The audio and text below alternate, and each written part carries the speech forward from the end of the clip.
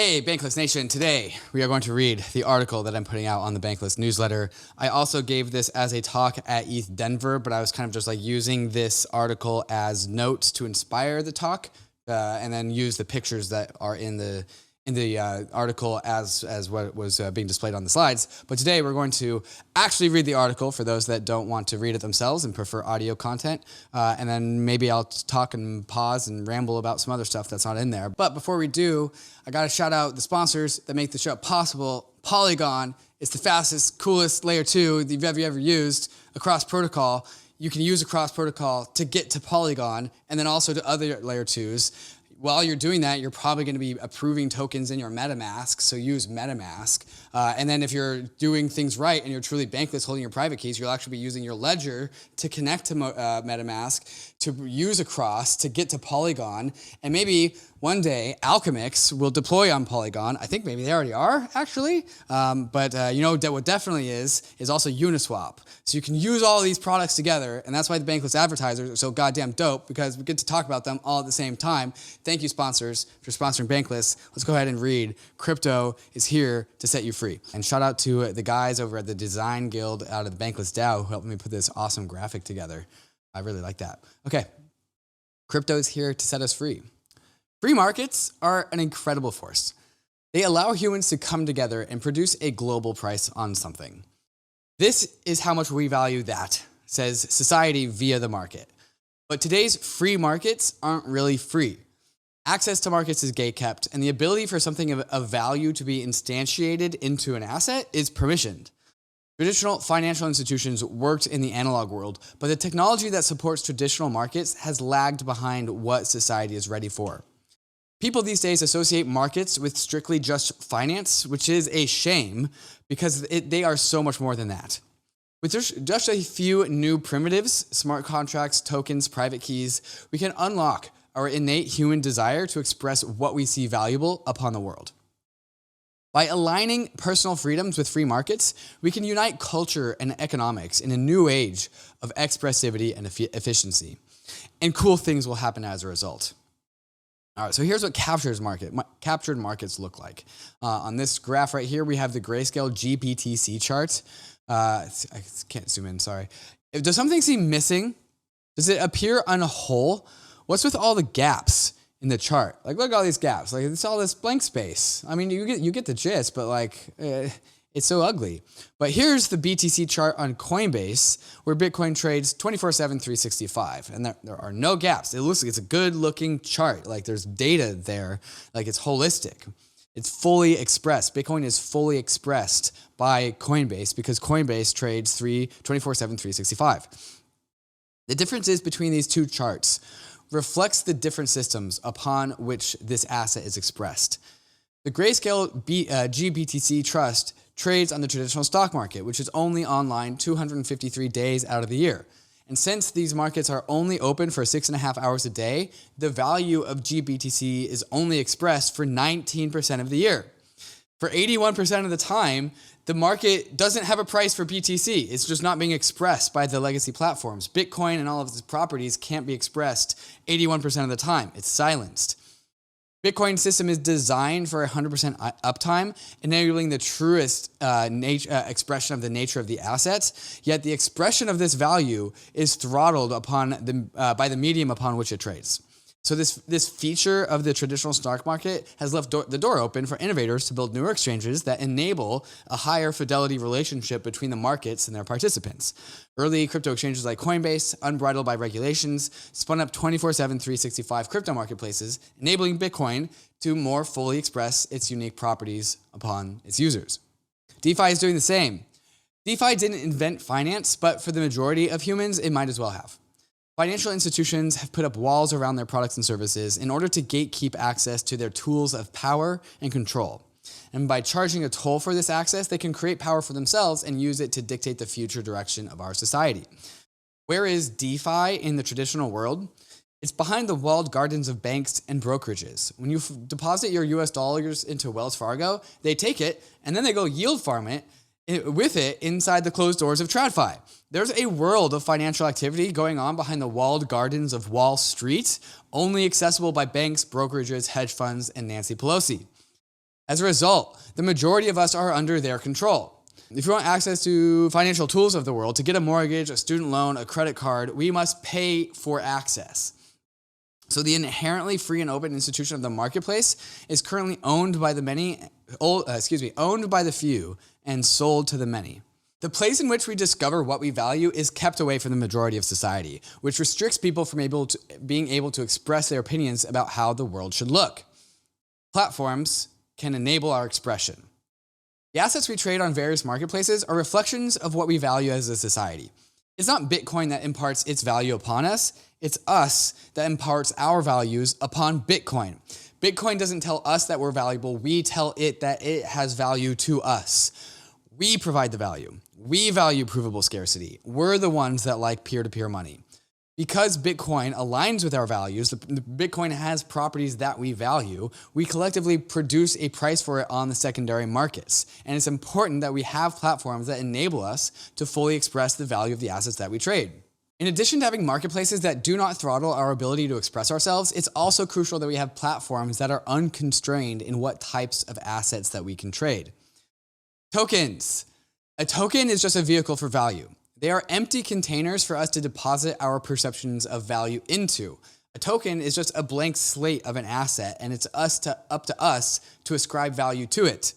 And we use smart contracts. Smart contracts are the writing. They're the language upon we etch value into these blank slates. The EVM is the writing we use to say, this is valuable because, and then a bunch of code.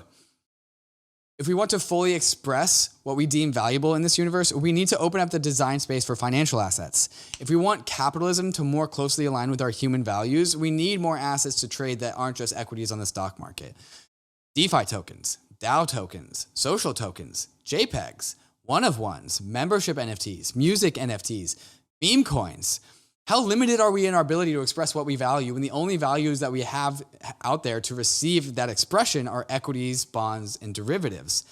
The difference in human value expression between our current options on traditional markets versus the endless possibilities in ERC20 and 721 tokens is a difference between a dystopia and a utopia. So I'm going to diverge out of the article. Something I said in the talk that I wish I had included here, maybe I will, is like a lot of people in the world of crypto that hate the world of crypto are like, we don't want crypto because it's hyper financializing everything, especially the NFT haters out there. They're like, you're putting finance into art. Like, I don't like that. Get your money away from my art. And I mean, yes, point taken, but also when you inject finance into something, you give it an economic foundation to stand on. And so Ethereum seems to be intent on minting any and every token possible, and it's allowing more, it's allowing the funding of the arts, the funding of culture, and it's allowing more and more culture to become more viable. So while one critique is like, crypto is going to financialize everything and it's going to take the soul out of it. But on the flip side of things, what we're actually doing is we're hyper-culturalizing finance. We're making finance into culture. So it's a meeting in the middle, and this is why, like, this is where I say if we want capitalism to more closely align with our human values, we need more assets to trade that aren't just equities on the stock market. People think that finance is cultureless because we only have like equities and securities and bonds, things that are boring. But if we have artist tokens and like DAO tokens and community tokens, we get the power of finance to, instead of create capitalism, we can make it create culture. I should put that part in. Okay. Fungible tokens and non-fungible tokens. These are all of the tokens. These are all of the types of tokens. There are no other types of tokens. Non-fungible and fungible. Between these two token standards, we have the tools we need to create any token that the market decides has value. And using these tools, humans are enabled to maximally express our human values using markets that never turn off. Asset issuance in TradFi is intensive, expensive, and fundamentally constrained, whereas token issuance in DeFi is cheap, easy, and limitless. We're going from marketplaces that only work 19% of the time and only allow for like 3 categories of assets to unstoppable, always-on marketplaces that allow us to freely create any possible type of token we could ever come up with. And so this is how we go from a Wall Street-centric version of the world to a world centered around cultural expression. This is where we put money into our culture and how we put culture into our money. Societal change. Living in a paradigm of trust and intermediaries prevents value from being able to flow outwards. When a new source of value is discovered in the world, intermediaries descend upon it like vultures and then they encircle it and capture as much as possible, prevent it from getting out because they capture it. The tolls that intermediaries take limits how far this value is able to permeate through society. Every intermediary adds friction to this outbound flow of value and prevents it from reaching the margins. This is a movie that I kind of enjoyed. It's kind of cheesy, but it's pretty good. It's a vertical jail. And every jail is just one room, and there's a hole in the center of the room, and this platform once a day with a bunch of food on it, just descends down the jail. And so the jail is leveled, floor 1, floor 2, floor 3, floor 4, going down. And you want to be at the top because that's you're closest to where the food is. If you're in floors, and the platform just slowly just lowers. It just slowly gravitates just downwards with all the food on it. And if you're in floors 1 through 50, you're pretty chilling. It's a good spot to be. You're going to have plenty of food. 50 to 100, there's food there, but it's kind of the shitty food that sucks. Boring food, the bad food, the reject food. And then beyond, below 100, it starts to get real scarce. The food starts to have gotten eaten. And then you can go real low. And this movie is just about this thought experiment basically. And this is a metaphor for intermediaries. There's flow of value. Look, I mean, you can see there's cakes and delicacies. It's it's a comment on, society and luxury and all luxuries at the top. But then the luxury doesn't make it to the bottom. Because intermediaries eat it up along the way. There's not enough value to make it all the way there, and it gets eaten. Okay, so that's that. Because of this paradigm, because of the paradigm of intermediaries, the world is one of inwardly concentrating wealth. This makes the long-term equilibrium of Web 2 and TradFi conclude to inner billionaires competing for power using their respective platforms. We got Jeff Bezos and Amazon, we got Mark Zuckerberg and Facebook, we got Jamie Dimon and Goldman Sachs, Tim Cook and Apple. And so much of our lives are captured. Most of the world's population are captured by some mechanism somehow. Banks capture us via interest payments on our student debt and mortgages, and as a consequence, we become vulnerable to capture by our 9-to-5 wage jobs, which can become toxic and exploitive as a relationship as a result. Because if they know you can't go anywhere because of your mortgage, they can bully you around, basically. Which then, and as a result of that, you can become locked down to specific geographic areas, forcing us to engage in domain-specific behaviors that we might have not otherwise have chosen to express. And the net effect of all of this can even result in being locked in by toxic relationships with those around us. You just have to say yes to things that you would have otherwise said no to, but because you have all of these financially capturing systems, you can't. So as a society, we currently operate inside of a social structures that extract from us rather than enable us to be better. This is not always true. Facebook once created a free and open social network, and Instagram unlocked tons of creative potential, and Twitter unlocked a torrent of free thought. Going back even further, double entry bookkeeping unlocked a DeFi for the 1500s. Previously, before double entry bookkeeping, the value was just stored in the vaults of the church and the king, the monarch. And then double entry bookkeeping allowed for finance to be able to be expressed by the common man because of all you need is a book and a pen or pencil. That's permissionless technology. It's decentralized technology. And boom, DeFi happened, and then the Renaissance happened, and because the DeFi, the finance happened, and then all the finance people went to the arts and funded all the arts, and then boom, we had a cultural expression of the Renaissance. Episode 63 out of Bankless, if you want to unpack that more.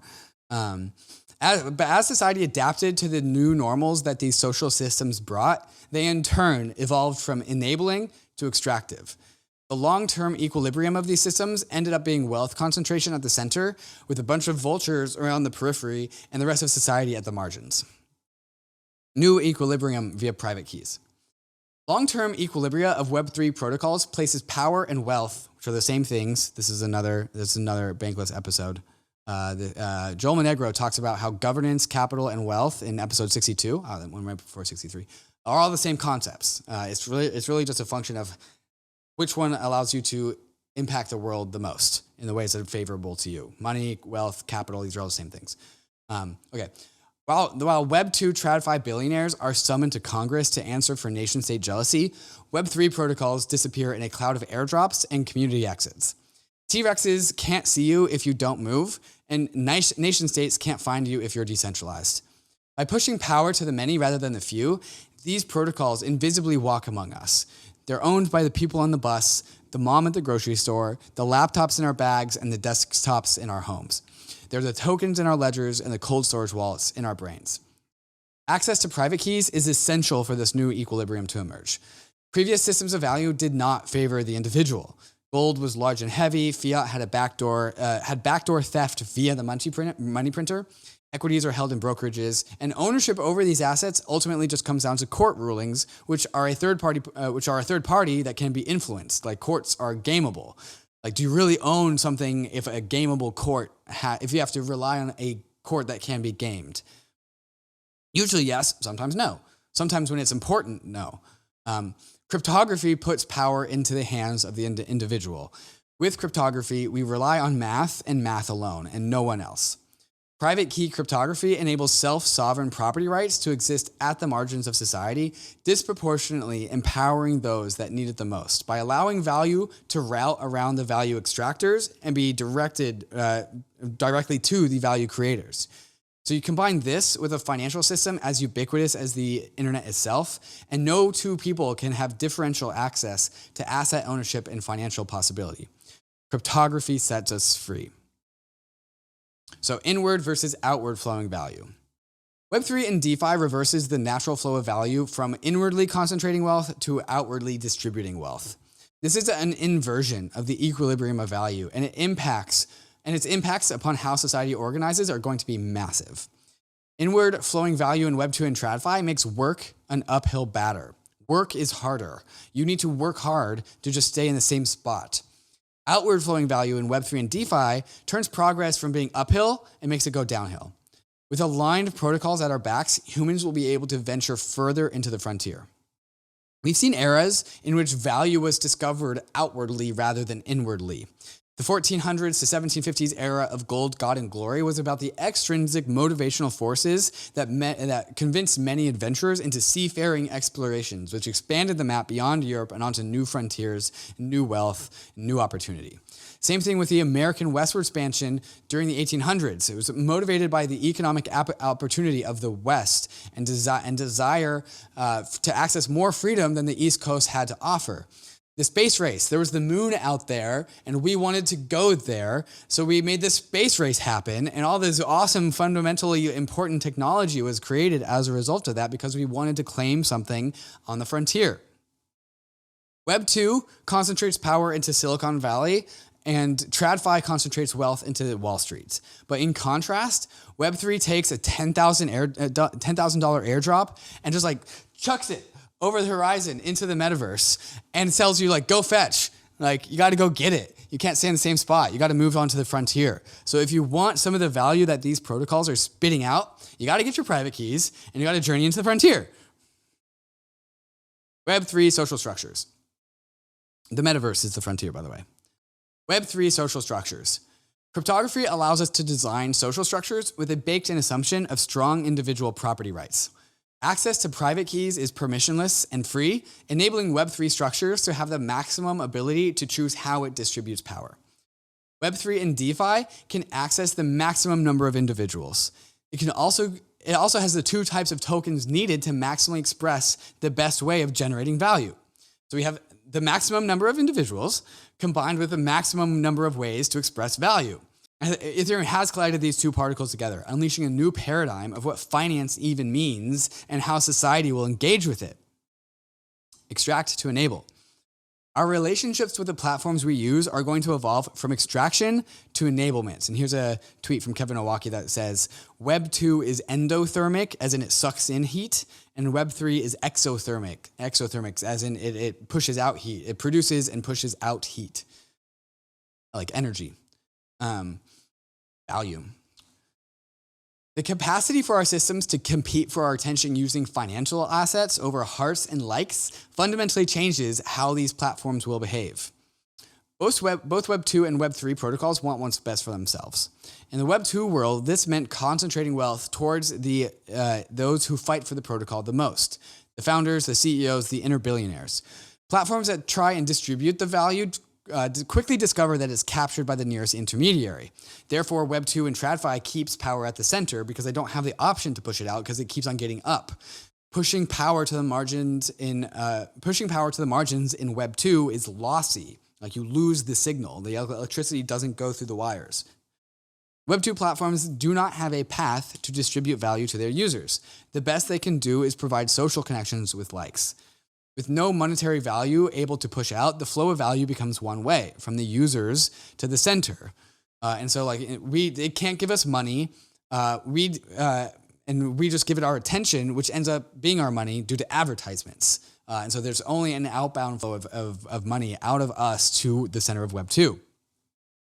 This is why we have a toxic relationship with our Web 2 platforms.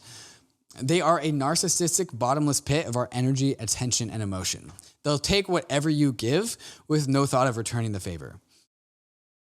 In juxtaposition, Web3 protocols do have the power of distributing value efficiently to the margins. They have the ability to granularly issue assets and send money directly to the users. This gives these protocols the ability to answer to the desires of their users with perfect fidelity. The ability to send users value is a powerful new primitive that is going to be a source of a significant amount of competition between protocols for decades to come. And competition is good for the consumer. This is a new vector that the apps that we use in this world have to compete on. Like, this is a new tool in the tool belt it's a fight to the bottom of who can make their users the most enabled, give them the most money, create the most value, and spread it around to the most people, because those are going to be the protocols that generate the network effects and generate adoption. And like Facebook and Twitter, they weren't able to compete on this vector. They weren't able to compete on giving their users money. Our Web3 protocols, our DeFi protocols, have that tool in their tool belt, and now they're all forcing each other to use it. Because one can use that tool, others also have to use that tool. This is what yield farming is. This is what airdrops are. This is whatever. Like, this is what this new paradigm is. Private keys unlocked this. Instead of Web 2 platforms competing on which can capture the most attention, Web 3 protocols compete on which can sustainably create and distribute the most value. How can I extract from my users evolves from how wealthy can I make my community? How can I generate rage adapts to how can I answer to the needs of my people? How can I take some of that turns into how can I amplify that? Where the Web 2 platforms suck our attention so billionaires can compete in their billionaire games, Web 3 platforms compete on which platforms enable their users the most. Yeah. This is Web 2. Starts at attracting all the users, and then once it hits adoption, it extracts from them. And this is DAOs and Web 3s and TradFi or DeFi, where first it attracts the users, but then at the end it enables them. All right, aligning with the systems around us. When systems find alignment with each other, good things happen. Once upon a time, humans learned to cooperate with plants for the mutual benefit of both species. Humans used plants to produce food, and plants used humans to grow more plants. Humans did the bidding of the plants, and the plants supplied the humans with nutrients. This was able to sustain more humans, which were then able to sustain more plants. When we find resonance with the systems around us, really good things happen. We once learned to domesticate plants and animals, and we will also learn to domesticate the protocols that dictate our lives. As our ancestors once trained wolves to become dogs, so too will we train our protocols to provide us with unconditional love and appreciation for who we are as humans. In the 2020s, our relationship with our social structures will evolve from eating poisonous mushrooms to learning how to cultivate farms and grow crops. And as a result, there will soon be protocol-level abundance. Protocol artificial selection. The open and permissionless nature of Ethereum produces an intense and highly iterative foundation for experimentation. Competition in DeFi is fierce, and the rate of protocol adaptation is faster than any technology development cycle we've ever seen before. Artificial selection experiments typically use organisms that have a high rate of generational turnover. You can get like 20 generations of fruit flies inside of a month, allowing scientists and researchers to be able to produce desired results quickly. The same is true for DeFi and Web3 app development. DeFi was born in December of 2017 and has already morphed through many app development cycles since then. In December of 2017, MakerDAO launched, and people were absolutely blown away by that you could mint a token called DAI from your collateral called ETH. And today, that's so basic, it's so boring. Like, we're used to that now. We've iterated and developed so many more generational cycles beyond then. And that was just like 4 years ago. It was like 4 years and 3 months to the day. Not to the day-ish. Since then, we've invented and appended many new genes into the Ethereum ecosystem: yield farming, governance, NFTs, etc. Every new gene into these protocols gives them better tools to be able to reflect the desires of the developers building them. Not only are we refining our genes to be more precise by improving the tools we have, but we're also finding new genes to help create more elaborate structures. We get more tools, and in addition to better tools, we get more of them. As we are capable of making new protocols from these new tools, they will in turn add their own tools to our tool belt. At first, our Web3 and DeFi protocols are dull, imprecise, and rounded, but as we iterate, they become precise and effective. They become precisely and effectively capable of expressing the values that we embed into them as we build them. In the same way that we give treats to our dogs to get them to sit, stay, and shake, we will also train our protocols to behave and be nice to us. Becoming the best version of ourselves. I've had the privilege of personally being set free by crypto. I've had a taste of what Web3 has had to offer, and my previous bias towards saying no has turned into a bias of saying yes. Simultaneously, it's become easier to say no to things that I was previously cornered into saying yes to. Because of Ethereum, it's become easier to discover how I truly want to spend my time on this earth, and it's become easier to learn what is my own true nature as a human, after becoming unbridled by the shackles of misaligned social structures. Kobe discusses the same phenomenon from a different angle in a clip that reverberated across crypto Twitter. Before I had money, I thought everything was a scam and it was all rigged and blah, blah, blah, blah, blah. And now having money and being able to help my family out, for example, and seeing my parents' personalities change because they don't have to worry about certain things anymore, like making ends meet or like what's going to happen when they retire. Seeing their personalities change and getting to know them more as people because some number changed on a screen makes me, A, like everything seems like a giant scam, but B, feel like I was also slightly robbed of experiencing that while I was growing up or while I was younger because they had these burdens and had to worry about them. So it doesn't weigh on me so much, but I do think a lot about that. Like, it feels like everything is a bit of a scam for some like weird numbers on a screen. And it means that people like live their lives in ways where they don't get to properly know the people around them because everyone's always worried about short-term stuff. Financial insecurity plagues the planet. In order for society to evolve into the best versions of itself, we must solve for abundance at the protocol level. We've actually not yet met the best versions of ourselves. Who will we discover when we become collectively enabled by the protocols that guide our lives? How does society change when our social structures turn from extractive to enabling? What happens when we replace soul-sucking doom scrolling with invigorating actualization? What happens when the net effects of our platforms are for us to be more free and experience more things rather than capturing our attention and filling us with rage or envy? What happens when we combine strong individual autonomy over our money with a permissionless financial platform that seems to be intent on minting every type of token possible? What happens when the maximum number of people are enabled to express their values upon an infinite array of possible tokens? What happens when our protocols compete for our love rather than our rage? Thanks to the decentralized power of the printing press and double entry bookkeeping, 1600s Europe became completely unrecognizable from 1400s Europe. 200 years is a long time, but in comparison to the progress we made from like 0 to 1400s, it was a blink of an eye. The 2050s will be completely unrecognizable from the 2020s, and it will be because we found much better answers to what is our true nature that we've ever had before.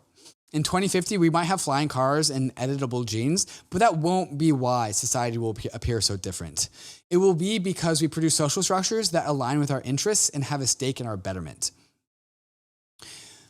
Culture emerges out of the social structures that guide us, and Web3 is building social structures that produce emergent positive behaviors for us and those around us. So here's a meme that I made. Everyone thinks that crypto is here just to give you $1 million so that you can finally complete yourself. But here's what crypto actually is. What crypto actually is are producing social systems that empower you. There's a reference to this at the end.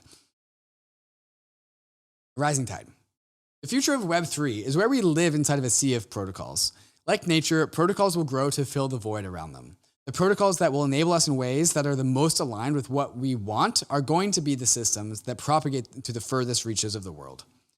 As humans, we will bounce from protocol to protocol as we go about our day, and as a result, we'll receive generalized economic outputs from the inputs that we contribute to the protocols around us. Generalized economic output is the most sustainable form of UBI that I could imagine, universal basic income. Rather than a government-issued UBI, we can have protocol-issued rewards. And rather than receiving money unconditionally, our protocol-issued income is dependent on actually being active members of society. You actually have to engage with things in order to get you have to contribute to the protocols in order to get the value back. You will actually have to be engaged members of society in order to receive this basal level of income. Yet this income is still permissionless, censorship-resistant, and universally accessible. By returning value to its participants, the web of Web3 protocols produces an emergent safety net for all of society, building a better future. We will need to be careful as we advance into this future. The power of Web3 is that our social structures will naturally reflect the values of the communities that compose them. They will resemble and represent our wants and desires upon the world. It's been a huge unlock that we can have protocols that reflect our values, but also it's pretty damn terrifying. The biggest weakness of Web3 is sometimes humans suck. Humans are shitty. Like, we're flawed. We get corrupted. We humans made the Holocaust happen. That was us. We did that. Having social structures that reflect our human values is a double-edged sword. It will also reflect our flaws. Worst case, it actually amplifies them, as we've seen in late-stage Web 2. There have been plenty of ways to reread this article using a dystopic lens. The Chinese social credit system and protocols that enable us if we do good kind of sounds like the same thing. Who decides what's good? It's great if our protocols reflect the values of the majority, but does that mean that they will oppress the values of the minority? Will these protocols funnel us into homogeneity and restrict our ability to think outside the protocol? What if we make social structures that ultimately come to box us in the same way Facebook has, but instead of with likes, with money, which is worse? How we build these things is important, and what values we embed into them is really important. I take solace in the fact that the development in this space is rapid and iterative. The foundation itself is highly conducive to experimentation, allowing us to easily amplify what works and move on from what doesn't. Our ability for us to abandon one protocol and migrate to another is always just one transaction away. In Web 2, we can't easily migrate across protocols. Facebook doesn't allow us to export our social graph, neither does Twitter. They have us locked into their system. And this feature is how these systems slowly turn from enablement to extractive. Web 3 drops the cost of protocol migration down to zero, forcing protocols to fight tooth and nail to keep us aligned and contributing to their system. Converging on values. The legacy that crypto will leave us with is an infinite array of assets with market capitalizations that reflect our human values. Market value based on human values. As this industry develops and matures, we will be able to audit ourselves as a society.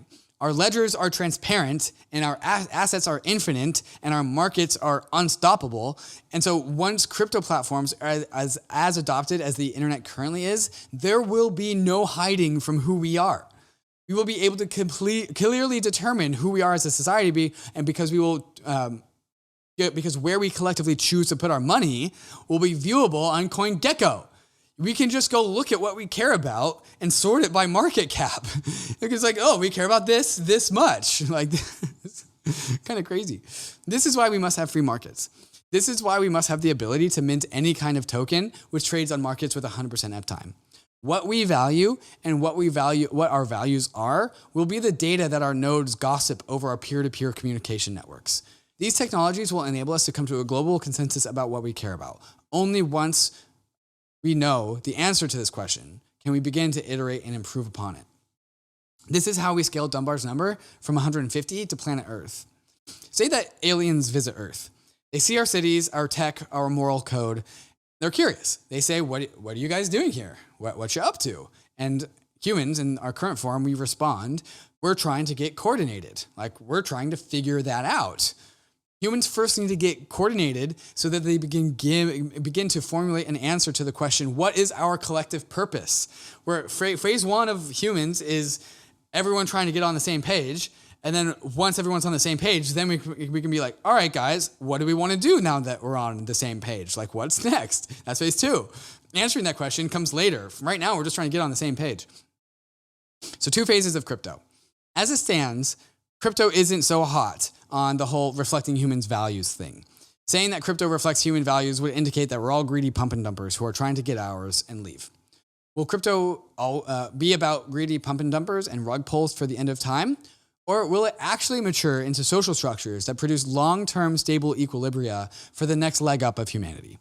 From the wise words of Kevin Owocki, while greed is necessary for the blockchain system to bootstrap itself, it is not the final form of the ecosystem. Greed is just the bootloader. Crypto is a multi-stage rocket. Phase 1 is the rocket of financial incentives, where you would get rich. And then boom, we blast off and into orbit.